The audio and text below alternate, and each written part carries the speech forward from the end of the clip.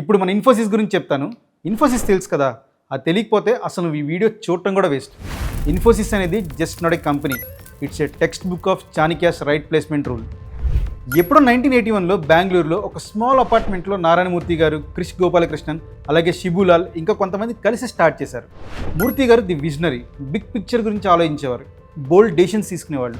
అలాగే Kris Gopalakrishnan the tech brain, deep focus on architecture and systems. అలాగే షిబులాల్ గారు the delivery man, execution, operations ఇలాంటివి చూసుకునేవాళ్ళు. ప్రతి ఒక్కరికి వాళ్ళు ఏం చేయాలో, వాళ్ళకి ఏం వచ్చో దాన్నే క్లారిటీతో చేశారు. No overlap, no ego, just alignment. And behind all this Sudha Murty గారు, the foundation stone. She managed finances, ethics and build the discipline culture in and around Infosys. Murty గారు ఎప్పుడు ఒక మాట చెప్తూ ఉండేవారు, Infosys runs by systems but Sudha Murty build those systems at home first అని.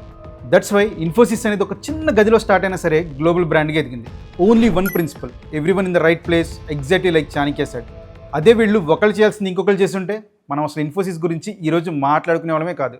స్ట్రెంగ్త్ని correct డైరెక్షన్లో పెడితే మామూలుగా ఉండదు మరి.